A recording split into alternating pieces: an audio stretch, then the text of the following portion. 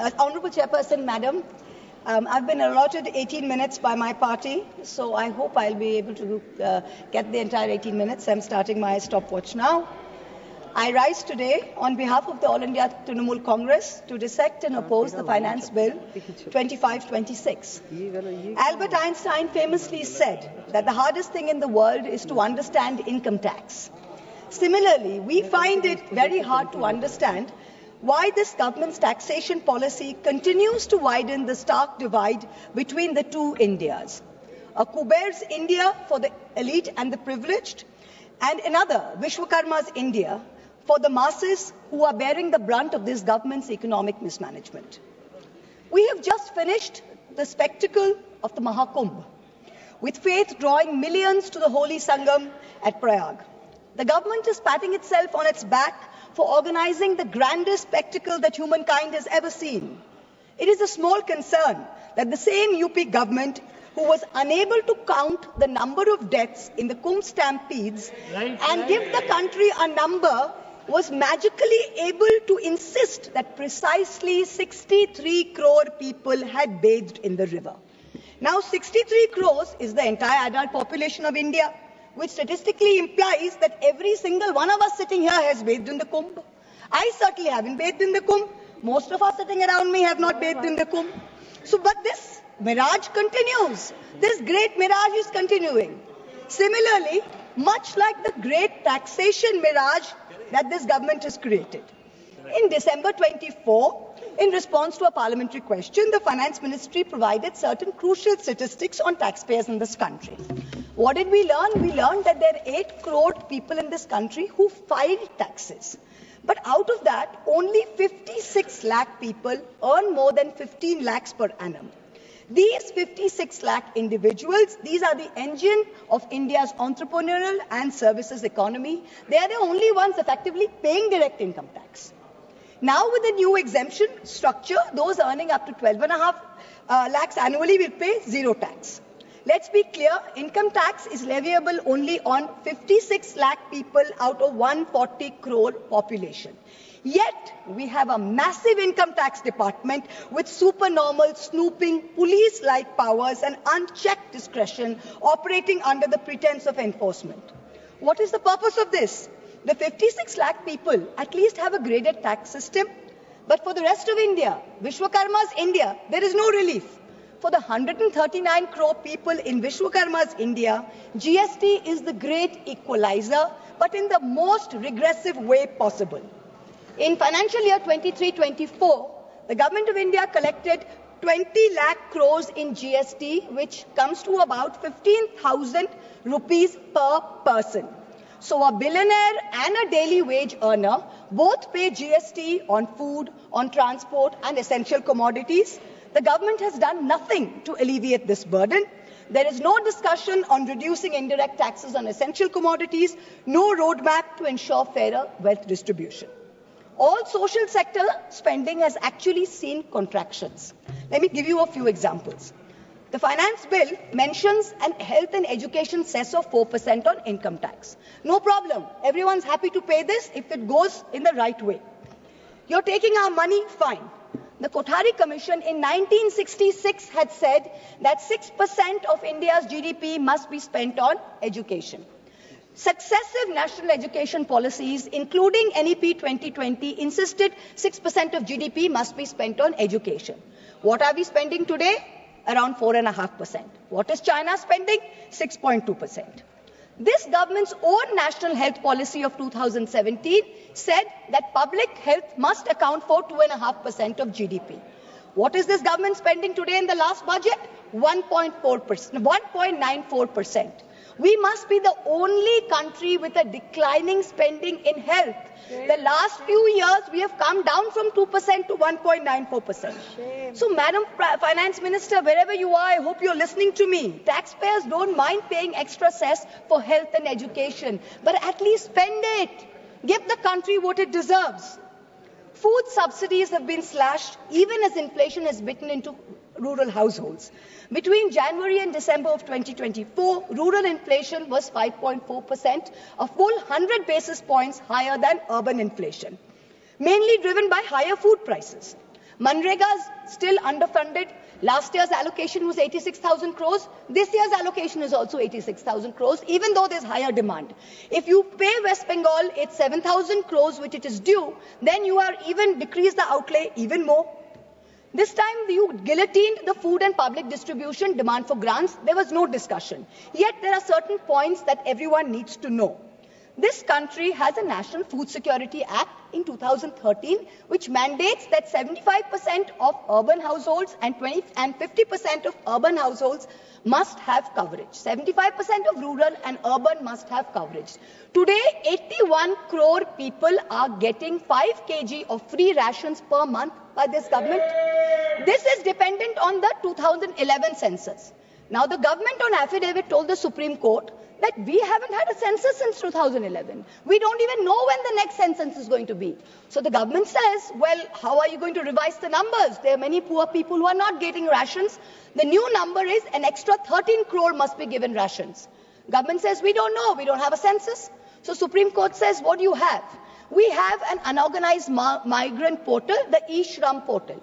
According to the e-Shram portal, 8 crore new people must be given rations. The government is steadfastly refusing to give this 8 crore people rations. Please note, these people are paying GST. They are paying GST. You're raising 20 lakh crores based on these people, yet you're not giving them 8 crores people rations per month according to the Food Security Act. Now, this kind of iniquity, I'm not comfortable with it. We certainly don't want this on our conscience. Certainly not. Now what we're talking about is that when you go to, you keep saying democracy, democracy, democracy. The Honorable Prime Minister is talking to podcasts all over the world talking about freedom to criticize and democracy and democratic processes. We welcome it. But for a democracy to function, it is vital that its electoral processes be above board and above question. The legislative department in the law ministry is the nodal department which controls all spending for elections, for polls, for appointment for the poll members. The Honorable Finance Minister this year allocated 300 crores for voter ID cards, allocated 600 crores for election expenses, allocated 19 crores for EVM machines. But here we have an election commission that is refusing to give 100% VVPAT paper trails. It is refusing to make 17C forms public. It is refusing to give us new additions and deletions to the voter list. It is refusing to explain how duplicate EPIC cards are being issued in Murshidabad and in Gujarat. So spend taxpayers' money, but use it in the right way. We need some answers. Now let us examine the myth and the reality of this government's growth story. The Honorable Finance Minister claimed that India will grow at 6.5% next year. This forecast, by the way, is down point from 9.2% predicted in 23-24. Just before he became RBI Governor, former Revenue Secretary Sanjay Malhotra in December warned government tax officials that they should not kill the proverbial golden goose with their demands. Net foreign inflows fell to 1.2 billion between April and December, down from 7.8 billion. Private investment is weak. Manufacturing is stagnating at 17% of GDP. Rural unemployment is 9%. Fiscal deficit has come down to 4.4%. Agreed. But that's not happened because of revenue growth. That's happened because you've cut essential spending to the poor. This is economic mismanagement, not fiscal prudence. The government's obsession with corporate incentives has only favored big businessmen, where small businesses and laborers have got hurt. You slashed corporate income tax in 2019 from 30% to 22%. Has private investment picked up? No. So who have these tax cuts benefited? Let me look at just one example. Let's not forget that all tax rules are written for Vishwakarma's India, not for Kuber's India, not for favorite businessmen. When it comes to crony capitalists, there are special rules. Please listen. In 2016, there was a rule that there can be no SEZ which has only a power plant. No power plant, only SEZ. But for a very special friend, Mr. A, this was done in Godda, Jharkhand. Mr. A received not only billions in benefits during the capex phase, but receives an ongoing benefit on no import duty for importing coal, no coal cess, no domestic supply obligation. Savings of clean energy cess were 320 crores per annum. Custom tax and GST benefits were another 2,000 crores. Now that things with Bangladesh have soured, the government has said you can sell power domestically. But have you recovered the back interest and the taxes which were meant for the SEZs? Plant was built by a Chinese contractor with Chinese equipment, customs duty free, GST free, tax free, not using Jharkhand coal, not giving Jharkhand power, not paying clean energy cess, and currently employing less than 1,000 people. For some people, rules, laws, acts mean nothing. गरीब लहरों पे पहरे बिठाए जाते हो, समंदरों की तलाशी कोई नहीं लेता.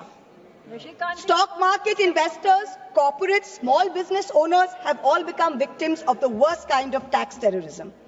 According to the last budget receipt of July 24, total income tax under dispute was 10.5 lakh crores. This figure has doubled from 5 lakh crores in 2015 to 10.5 lakh crores now in 23. So much for the promise of eliminating tax terrorism. When you're looking at the CBDT's Action Plan 24-25, it gives us data on pending appeals. It's telling us every year there are more pending appeals than appeals which are being disposed of. So what kind of dispute resolution are we managing? It is estimated that there are 6 lakh pending appeals today. The Indian IT tax department has followed an adversarial approach. It unnecessarily pursues all appeals at all levels, regardless of outcome. And all your department officials, there is absolutely no penalty on pursuing frivolous regulation. So, kahin bhi kuch bhi case laga do. There's bad drafting of tax laws, different interpretations. High courts are providing divergent opinions. There's confusion. The judiciary simply cannot handle this mountain of pending appeals. More than 17.5 lakh Indians have acquired foreign citizenship of another country in the past decade. An estimated $21,300 millionaires left India in the past 3 years alone. तुमसे दूर जाने की ख्वाहिश नहीं, पर तुम्हारी शक के डर से बहुत डर लगता है. तुमसे दूर जाने की ख्वाहिश नहीं, पर तुम्हारी शक की नजर से बहुत डर लगता है. This is what people are telling this government. GST is a nightmare. You are having to wade through 100 different tax rates, including cesses. Multiple rates, ensuing confusion has facilitated an alarming GST evasion of 2 lakh crores, almost double the 1 lakh crore evasion that was there in fiscal year 2023. 18,000 fraudulent entries have been uncovered. Many more are likely. Senator Barry Goldwater, the Republican senator in the United States, famously said that the Income Tax Act has created more criminals than any other act of government. This is really proving true in India's case. Honourable Chairperson, the government's draconian taxation policies have turned our stock market into a breeding ground for tax uncertainty. Let's examine the facts. They're mind-boggling. 2004, capital gains tax eliminated, replaced by a 0.1% securities transaction tax. 2018, BJP government reintroducing 10% long-term capital gains tax. 2024, this long-term capital gains hiked to 12.5%. Short-term capital gains increased from 10% to 15% in 2018 to 20% in 2025. Securities transaction tax hiked by 60% in 2024. Corporate dividends, once taxed at flat 15%, are now taxed at slab rates with TDS. The government and the SEBI have together destroyed wealth creation in the stock market, both domestic and foreign. When you have Europe, when you have the US, you have Singapore, who are aggressively attracting investors, we are driving them away with policy arrogance and excessive taxation. Also, the new Income Tax Amendment Act contains something rather alarming in the fine print. Is the government trying to bring back electoral bonds in other shape or form? The bonds were declared unconstitutional in February 24 by the Supreme Court. And yet, in the new Income Tax Bill 25, Schedule 8, provisions relating to the electoral bonds are mentioned. Is this legislative oversight? In which case, very shoddy work on your part. And if it's not oversight, then it shows that you're keeping the road open, so some kind of back entry to your favorite Hafta collection system. This is very clear. Electoral bond data shows that companies with negative profits donated 434 crores to the BJP. 41 companies under investigation donated 2,500 crores to the BJP. 30 companies face missing investigation donated 335 crores. Madam Finance Minister, the CBDT in your hand is an engine to spur India's growth through transparent and progressive taxation. Please do not turn it into another rogue agency like the ED and the CBI, who have essentially become professional collection agents for this government. 193 cases pursued by the ED, 2 convictions. 2 convictions. 97% of ED cases are against opposition politicians. 23 of 25 switched to BJP, cases were dropped. We are now truly in an Orwellian state. The finance bill doesn't merely focus on taxation. It gives the government sweeping powers of surveillance under the guise of preventing tax evasion. The government now seeks the right to monitor emails, see social media accounts, private messages. The Finance Ministry can share this data with the Enforcement Directorate, with the IT department and all other agencies. If 97% of this country is tax exempt, then who will the tax authority scrutinize? The poor 3% who are actually paying taxes, who are the hardworking individuals, who are propping up the service sector. Instead of using Pegasus secretly, the government is now openly spying in the name of suspicion. The new income tax law enables the sharing of information across 10 government agencies. Is this the government's idea of respecting tax-paying citizens who are funding its coffers? I've got time, madam, 2 minutes. While I always try and stick to the narrow confines of a topical debate, I am now going to take a cue from the Honourable Prime Minister, who so effectively managed to speak about Vasudhaiva Kutumbakam when asked a pointed question by the US media about crony capitalists and their accountability to the law. So I too am digressing to speak on an issue which has immense controversy and intrigue attached. The story about a bundles of currency notes discovered in the outhouse of a judge of the Delhi High Court. Now, the veracity of the incident is still being ascertained, but the Godi media has gone to town debating whether the appointment of judges and how the government of the day must have a preponderant say in the appointment process. We saw the Sushant Singh Rajput case suicide and how an innocent woman was vilified by the Godi media, name dragged through the mud.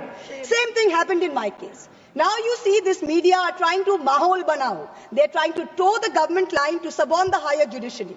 Someone who cannot be named in this house, who presides over a neighbouring chamber, has already added his 2 cents and said how he thinks that the government should do away with the collegium system. Mark my words, just like the Election Commission has been emasculated by the government takeover of its appointments process, this brouhaha and media plans are the beginning of an effort to bring back something like the NGAC with complete government control and do away with the collegium system. No amount of money apportioned to the judiciary will be of any avail unless its independent character is zealously guarded. This is something that we in this House must be allowed to debate.